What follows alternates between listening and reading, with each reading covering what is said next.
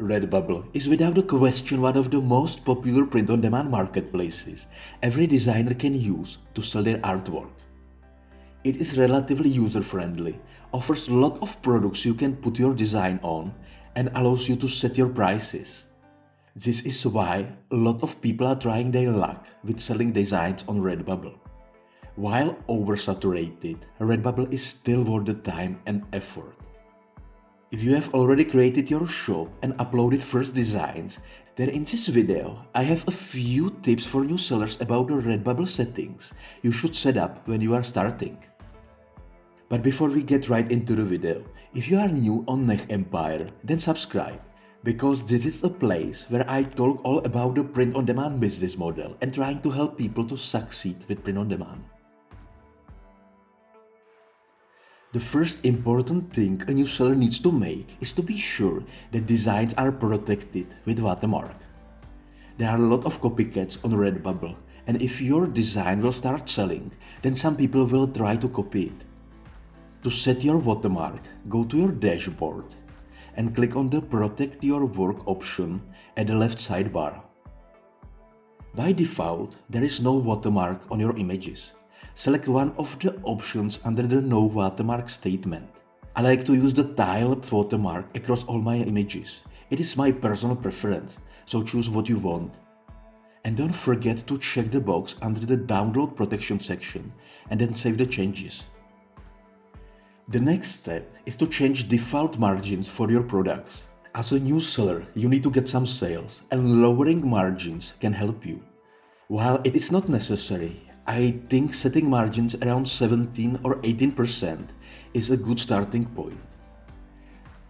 I have already made a video about dynamic pricing where I describe how to change prices for products to get most of Redbubble.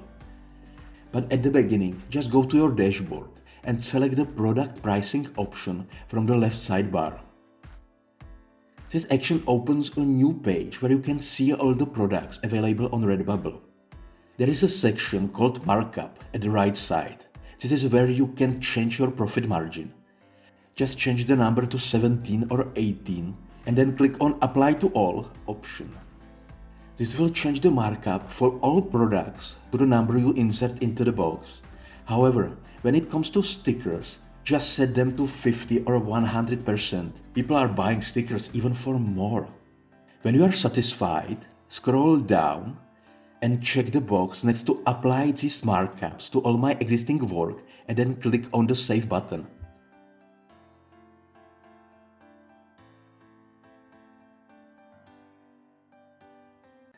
It is a nice feeling when someone buys a product with your design. But did you know you have an option to send the buyer a message after they make a sale? You can give them a feeling how special they are for you. Go to the dashboard and at the left side you can see an option Message to Buyer. After you click on this, you should see a new window with title Send a Message to Your Buyers. Use your imagination and write something nice into the field box. Uploading a design to Redbubble is a relatively easy process, but a lot of people forget that it is worth it to activate all products, even the hidden ones. What do I mean with this? Just upload your design and scroll down to the product previews. This is a place where you can check all the products Redbubble offers. Under each product, there is a number of products you have enabled. By default, under the standard print clothing, there are only 10 products out of 12. To enable the rest, the 2 hidden products, you need to click on the Edit button and then click on this. Now you can see all the products in this category, so enable the kids' clothes too. Then scroll down and apply the changes.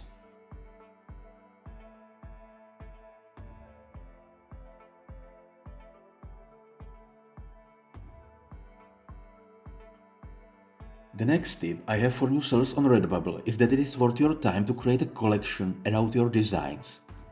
With collection, you can group similar designs and then you can feature them on your Redbubble shop.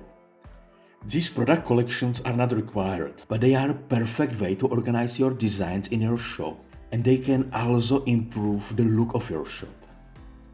To create a collection, you need to have some work in your portfolio. To get started, you need to click on your avatar at the top right corner. And from the drop-down menu, select the Manage Portfolio options. To create a new collection, select some of the designs that you want to add to new collection by clicking the checkboxes in the top left corner of each design. Once you select designs you want, you will see a new toolbar with different options for you to edit your designs. And because you want to create a new collection, go ahead and click on Collections. From there, you should see an empty text field. Type the name of your new collection and then hit the plus sign. This action will create a new collection, but it will not add designs to it. To get your design into new collection, click the name that you have created and then click the Add button. Now you will see a message that your works have successfully been added to your collection. When you go to your Redbubble shop homepage, you will see the new collection near to the top, below the banner image and below your shop name. Collections can really improve the look of your shop, so try it.